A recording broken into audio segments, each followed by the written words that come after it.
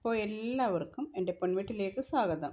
ഇന്ന് ഒരു സ്നേഹ അച്ചാറാണ് ഞാൻ ഇടാൻ പോകുന്നത്. വേറെ ഒന്നുമല്ല, ഞങ്ങൾക്ക് നാളെ സ്നേഹക്കൂട് കോട്ടയം സ്നേഹക്കൂട് അമ്മമാരുടെ അച്ഛന്മാരുടെ ഒരു സ്നേഹസദനമുണ്ട്. സ്നേഹക്കൂട് നിഷ നടത്തുന്നത്.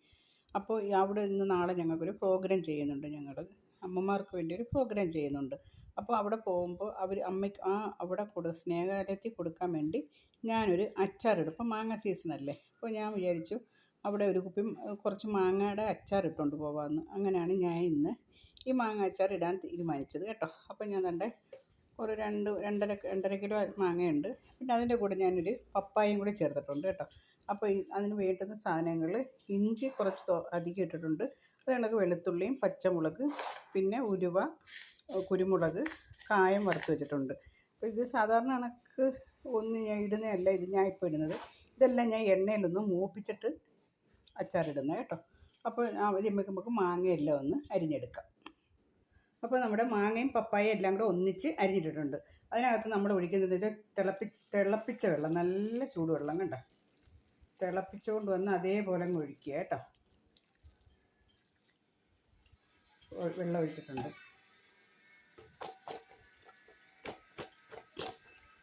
ഉണ്ട്, ചൂടുവെള്ളം മൊത്തം അതിനകത്ത് ഒഴിച്ചിട്ടുണ്ട്. ഇനി നമ്മൾ ചെയ്യാൻ പോകുന്നത് വെച്ചാൽ വേണ്ടേ, പച്ചമുളക്, ഇഞ്ചി, വെളുത്തുള്ളി. ഇഞ്ചിയും വെളുത്തുള്ളിയൊക്കെ കൂടുതലിടുന്നത് വെച്ചാൽ ഇഞ്ചി അച്ചാർ കഴിക്കുന്ന കണക്ക് ഇരിക്കണം ഈ മാങ്ങ അച്ചാർ. മാങ്ങ അച്ചാർ കണ്ടാൽ വെളുത്തുള്ളി അച്ചാർ കഴിച്ച കണക്ക് ഇരിക്കണം. അതിന് വേണ്ടിയാണ് ഈ ഇഞ്ചി ഇത്രയും അധികം ഞാൻ ഇട്ടേക്കുന്നത്. അമ്മമാർക്കൊക്കെ ഭയങ്കര ഇഷ്ടമായിരിക്കും ഇഞ്ചി അച്ചാർ. അപ്പോൾ ഇഞ്ചിയൊക്കെ കിട്ടുന്നത് ഭയങ്കര സന്തോഷമായിരിക്കും. അപ്പോൾ അതുകൊണ്ട് ഞാൻ കുറേ അധികം ഇഞ്ചി എടുത്തിട്ടുണ്ട് ഈ മാങ്ങയ്ക്ക്. അപ്പോൾ മാങ്ങ തിളപ്പിച്ച വെള്ളം നല്ല കട്ട ചൂടുവെള്ളത്തിൽ ഒഴിച്ചേക്കുന്നത് കേട്ടോ. ആ വെള്ളം എല്ലാം നല്ലോണം ഒന്ന് കുഴഞ്ഞ് വെന്തിരിക്കണം, കാരണം അമ്മമാരല്ലേ.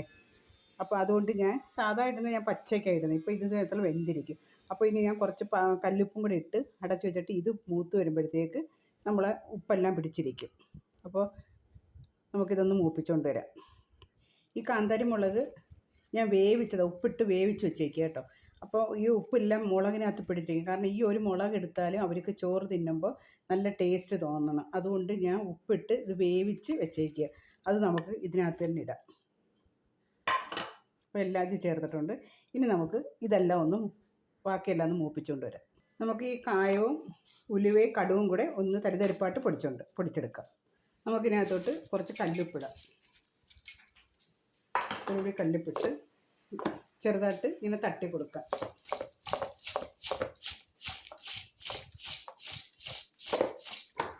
അപ്പോൾ എല്ലാ ഉപ്പും തട്ടി കൊടുത്തിട്ടുണ്ട്. ഉപ്പെല്ലാം അപ്പോഴത്തെ പിടിക്കും.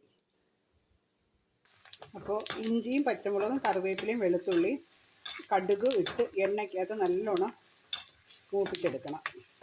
അപ്പോഴത്തേക്ക് വേറൊരു പാത്രത്തിൽ തിളയ്ക്കാൻ കുറച്ച് വിനീഗർ ഒഴിച്ച് വെള്ളം വെട്ടി തിളപ്പിക്കണം. വിനീഗർ ഒഴിച്ച് തന്നെ തിളപ്പിക്കണം. അത് ഞാൻ ഇവിടെ വെച്ചിട്ടുണ്ട്. വെള്ളവും വെച്ചിട്ടുണ്ട് തിളയ്ക്കാനായിട്ട്. അതിനകത്ത് നമുക്ക് വിനീഗർ ഒഴിച്ചിട്ടുണ്ട്. ആ വിനീഗർ ഒഴിച്ച് ഒരു ഗ്ലാസ് വിനീഗർ ഒഴിച്ച് തിളപ്പിക്കുക വെള്ളം കേട്ടോ. കാരണം എന്ന് വെച്ചാൽ ഇച്ചിരി അരപ്പ് നീട്ടി എടുക്കുകയാണ്. കാരണം കറി പോലെ ഇത്തിരി എടുക്കണം, എന്നാലേ കൊടുക്കുമ്പോൾ കഴിക്കുമ്പോൾ നല്ല ടേസ്റ്റ് തോന്നത്തുള്ളൂ. നമ്മളാണെങ്കിൽ കട്ടിക്കെടുത്ത് വെച്ചാൽ എളുപ്പം തീർന്നു പോകും. അതുകൊണ്ട് ഇച്ചിരി നീട്ടി എടുക്കുക കേട്ടോ. അപ്പോൾ ഇതൊക്കെ നല്ലോണം മൂപ്പിച്ചെടുക്കുക.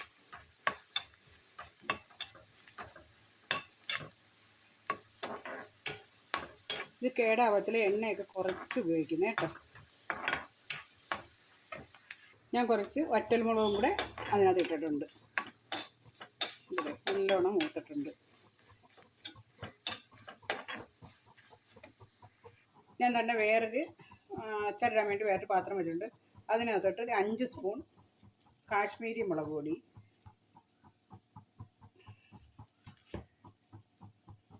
2 സ്പൂൺ സാദാ മുളക് പൊടി എടുത്തിട്ടുണ്ട് കേട്ടോ.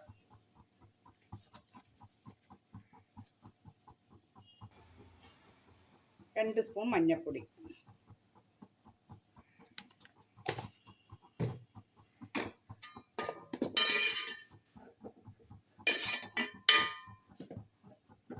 ഇനി നമ്മൾ മൂപ്പിച്ച് വെച്ചേക്കുന്ന ഇഞ്ചി വെളുത്തുള്ളി ആ എണ്ണയെല്ലാം കൂടെ ഇതിലോട്ട് ഇടണം.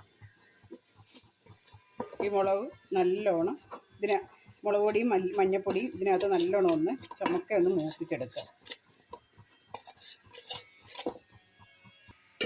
മുളക് പൊടിയും മഞ്ഞൾപ്പൊടിയും ഇഞ്ചിയും വെളുത്തുള്ളിയും കറിവേപ്പിലയും എല്ലാം നല്ലോണം മൂത്തിട്ടുണ്ട്.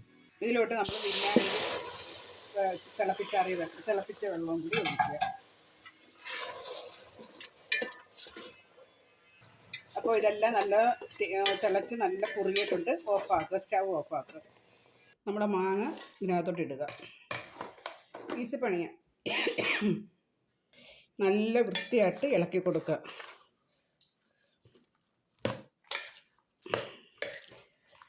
അപ്പോൾ സ്നേഹക്കൂട്ടിലേക്കുള്ള എൻ്റെ അച്ചാർ ഇവിടെ റെഡി ആയിട്ടുണ്ട്. കണ്ടില്ലേ, എണ്ണ കുറവാണ്, വിനെഗർ കുറവാണ്, നല്ല അരപ്പോട് കൂടിയ നല്ല സുന്ദരമായ മാങ്ങാച്ചാർ. ഇനി നമ്മളിടാൻ പോകുന്നത് കായം, കടുക്, ഉലുവ.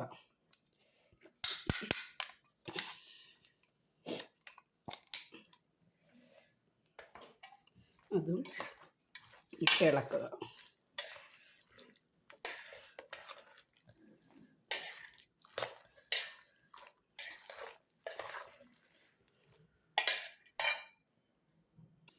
അപ്പോൾ നമ്മുടെ അച്ചാർ ഇവിടെ റെഡി ആയിട്ടുണ്ട്. നമ്മളെ സ്നേഹക്കൂട്ടിലുള്ള അമ്മമാർക്ക് അച്ഛന്മാർക്കുള്ള അച്ചാർ ഇത്.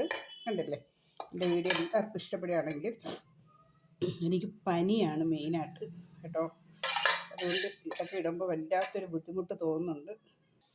അതുകൊണ്ട് എൻ്റെ സംസാരമൊക്കെ റെഡിയാവാതെ ഇരിക്കുന്നത്, ക്ഷമിക്കണം. അപ്പോൾ നമ്മുടെ സ്നേഹ അച്ചാർ ഇവിടെ റെഡി ആയിട്ടുണ്ട്. കണ്ടില്ലേ, നാളെ രാവിലെ ആകുമ്പോൾ ഇത് സെറ്റായിട്ടിരിക്കും. നല്ല ഉപ്പൊക്കെ പിടിച്ച് എല്ലാം നല്ല കറക്റ്റായിരിക്കും കേട്ടോ. ഒന്ന് നോക്കാൻ പറ്റുന്നില്ല എനിക്ക്, അതുകൊണ്ട് ഞാൻ നോക്കുന്നില്ല. എല്ലാം കറക്റ്റായിരിക്കും കേട്ടോ.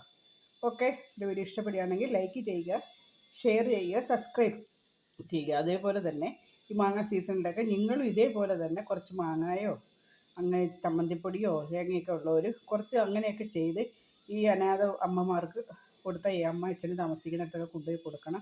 ഇതൊക്കെ വലിയ പുണ്യമാണ് കേട്ടോ. ഓക്കെ, മാങ്ങ ചെത്തിക്കളഞ്ഞ ഈ അണ്ടിക്കൂട് ഒരു കാരണവശാലും കളയരുത്. നല്ലോണം വെള്ളം തിളപ്പിച്ച് അതിനകത്ത് പച്ചമുളകും വെളുത്തുള്ളി ഇഞ്ചി ഇട്ട് നല്ല ഒരു കുപ്പിക്കകത്താക്കിയിട്ട് അതിനകത്തോട്ട് ഈ മാങ്ങാക്കൂട് പറക്കിയിടുക. 2 ദിവസം കഴിയുമ്പോൾ നല്ല രസമായിരിക്കും കഴിക്കും. ഉപ്പൊക്കെ ഇട്ട് നമുക്ക് വെറുതെ ഇങ്ങനെ കടിച്ചിരിക്കാം. ചോറിൻ്റെ കൂടെ തിന്നാൻ വെറുതെ പറക്കി തിന്നുകൊണ്ടേ ഇരിക്കാം. അപ്പോൾ ഈ മാങ്ങാണ്ടി അങ്ങനെ ചെയ്യണം കേട്ടോ. ഓക്കെ.